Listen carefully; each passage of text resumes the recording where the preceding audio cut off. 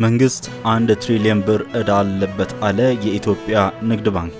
የአሜሪካ ታሪፍ መጨመር በኢትዮጵያ የውጭ ምንዛሬ ግብይት ላይ ተጽዕኖ ይፈጥራል። ጸረ ትራምፕ ተቃውሞ በአሜሪካ በሚገኙ ከተሞች ተደረገ። ሰላም ጤና ይስጥልኝ። ይህ ዴሊ ኒውስ ነው። የዕለቱን ዜናዎች ከላይ በጠቀስኩት አርዕስተ ጉዳዮች ጀምረናል። ቻናላችንን ላይክ፣ ሼር፣ ሰብስክራይብ እንድታደርጉ በአክብሮት እየጋበዝኩ ወደ ዝርዝር መረጃዎቹ አልፋለሁ። አብራችሁን ቆዩ። መንግስት 1 ትሪሊዮን ብር ዕዳ አለበት አለ የኢትዮጵያ ንግድ ባንክ።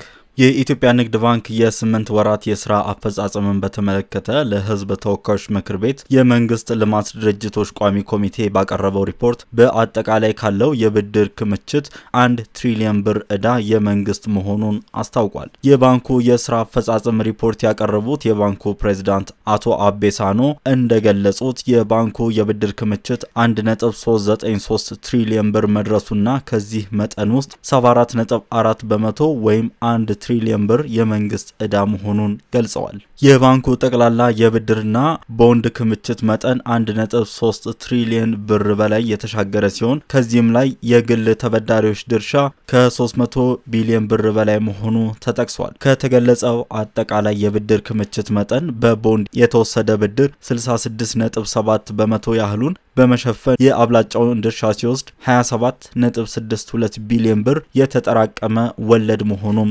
ተገልጿል። ባንኩ ከነበረው አጠቃላይ ብድር የግል ዘርፉ የተሰጠው ብድር 8 በመቶ ብቻ ነበር። የተቀረው 92 በመቶ በመንግስት የተወሰደ ነው። መንግስት ከወሰደው ብድር 98 በመቶ የሚሆነው የተሰጠው በ8 በመቶ የወለድ ምጣኔ ሲሆን የተቀረው 2 በመቶ ብቻ በ11 እና በ12 በመቶ የወለድ ምጣኔ የተሰጠ ብድር ነው ብለዋል። እንደ ሪፖርቱ ዘገባ መንግስት በወሰደው ብድር ላይ 173 ቢሊዮን ብር ወለድ መጠራቀሙና መንግስት ግን ብድሩን ባያቃልልም ንግድ ባንክ ወለዱን መሰብሰቡ ታሳቢ ተደርጎ በየዓመቱ ግብር ሲከፍል መቆየቱ ታውቋል።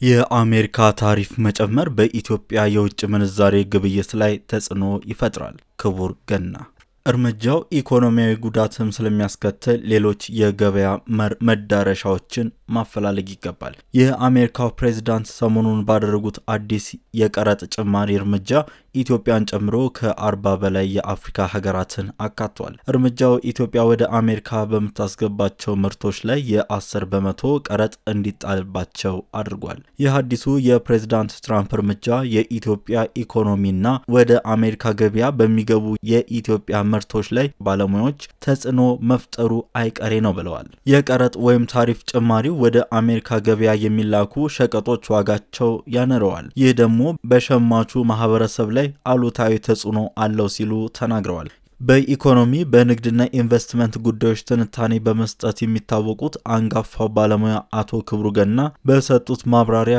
ኢትዮጵያ ወደ አሜሪካ ከምትልካቸው ምርቶች ቡናና ጨርቃጨርቅ ትልቁን ድርሻ እንደሚይዙ ገልጸው አሁን እነዚህ ምርቶች አሜሪካ በሚደርሱበት ጊዜ ዋጋቸው ይጨምራል ብለዋል። የሸቀጦቹ ዋጋ ሲጨምር ገዢዎቹ ይቀንሳሉ። ያ ደግሞ ሀገር ውስጥ ያሉ አምራቾች ምርታቸውን ሊቀንስና በአቅም ሊያንገዳግዳቸው ይችላል ሲሉም አክለዋል። እርምጃው የኤክስፖርት ኢኮኖሚውን ይጎዳል። ቀደም ሲል አባል የነበርንበት የአገዋ እድል ወይም የአፍሪካ ምርቶች ከቀረጥ ነፃ ወደ አሜሪካ ገበያ የሚገቡበት አሰራር ተጠቃሚዎች ነበር። ያ እድል ተቋርጧል። የኢትዮጵያ ምርቶች ቀረጥ ተከፍሎባቸው ነበር ወደ አሜሪካ ገበያ ሲገቡ የነበሩት። አሁን የጨመረው የ10 በመቶ ታሪፍ ቀደም ብሎ በነበረው ላይ ነው። ይህ የኢትዮጵያ ላኪዎችን ያዳክማል። በውጭ ምንዛሬ ግብይት ላይም ተጽዕኖ ይኖረዋል። በአብዛኛው እንዲህ አይነት ለውጥ በሚመጣበት ጊዜ የውጭ ምንዛሬ ግብይት ወይም የገንዘብ መዘርዘሪያ መጠን ላይ የሆነ ተጽዕኖ ያስከትላል።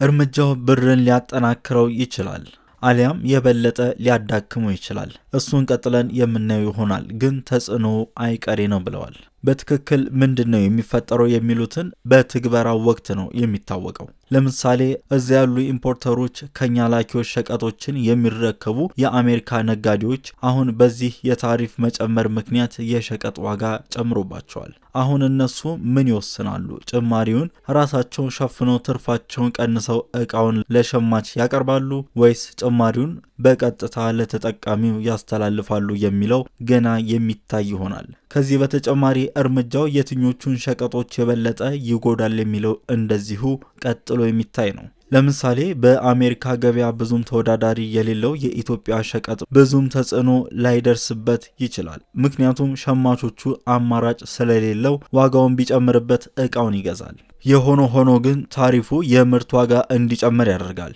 ያ ደግሞ በሸማቾች ዘንድ የመግዛት ፍላጎት ይቀንሳል።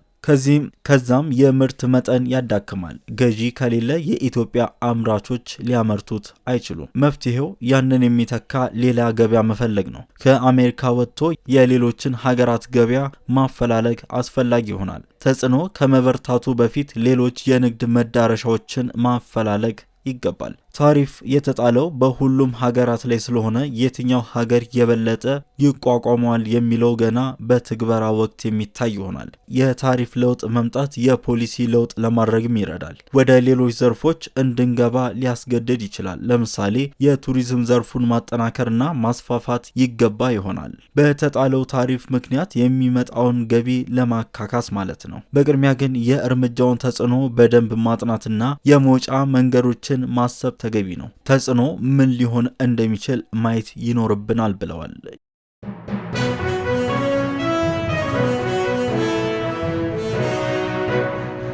ትራምፕ በጥር ወር የፕሬዝዳንትነቱን ስልጣን ከያዙ በኋላ በተካሄደው ከፍተኛ የተቃውሞ ትዕይንት ፕሬዝዳንት ትራምፕን ለማውገዝ በዩናይትድ ስቴትስ በሚገኙ ከተሞች በርካታ ሰልፎች ተገኝተዋል። የተቃውሞ እቅድ አውጪዎች ከ1200 ቦታዎች ላይ ሰልፎችን ለማድረግ ያለመ ሲሆን ይህም በሁሉም 50 የአሜሪካ ግዛቶች ውስጥ ነው። በቦስተን፣ ቺካጎ፣ ሎስ አንጀለስ፣ ኒውዮርክ እና ዋሽንግተን ዲሲ በሺዎች የሚቆጠሩ ሰዎች ቅዳሜ ዕለት ተቃውሞ አሰምተዋል። ተቃዋሚዎች በትራምፕ አጀንዳ ከማህበራዊ እስከ ኢኮኖሚያዊ ጉዳዮች ያላቸውን ቅሬታ ጠቅሰዋል። ትራምፕ አሜሪካ በአብዛኞቹ የዓለም ሀገራት ምርት ላይ ታሪፍ እንደምትጥል ካሳወቁ ከጥቂት ቀናት በኋላ በለንደን በፓሪስና በበርሊን ጨምሮ ከአሜሪካ ውጪ የተቃውሞ ሰልፍ ተካሂዷል። ትራምፕ በአሜሪካ የውጪ ፖሊሲ ላይ ያደረጓቸውን ለውጦች በማጣቀስ እጃቸውን ከካናዳ ከግሪንላንድና ከዩክሬን ላይ ያንሱ ሲሉ ተደምጠዋል። ትራምፕ ካናዳና ግሪንላንድ የመቀላቀል ፍላጎት እንዳላቸው ደጋግመው ገልጸዋል። በዋሽንግተን ዲሲ በሺዎች የሚቆጠሩ ተቃዋሚዎች የዴሞክራቲክ ሕግ አውጪዎችን ንግግር ተከታትለዋል። በርካታ አስተያየት ሰጪዎች የትራምፕ አስተዳደር ውስጥ በሀብታሞች ለጋሾች እጅ ስር ወድቋል ብለዋል። በተለይም የፕሬዝዳንቱ አማካሪ በመሆን ወጪዎችና የፌዴራል ስራ ኃይልን በከፍተኛ ሁኔታ ለመቀነስ ጥረት ባደረጉት ኤላን መስክ ላይ ተቃውሞ በርትቷል። የፍሎሪዳ ኮንግረስ ማክስዌል ፍሮስት መንግስታችን በቢሊዮነር ተወሯል ሲሉ አውግዘዋል። ይህ ዴሊ ኒውስ ነው። ለቻናላችን አዲስ ከሆናችሁ ሰብስክራይብ፣ ቤተሰብ ከሆናችሁ ላይክ፣ ሼር፣ ኮመንት እንድታደርጉ በአክብሮት እየጋበዝኩ ቸር ጊዜ ተመኘው።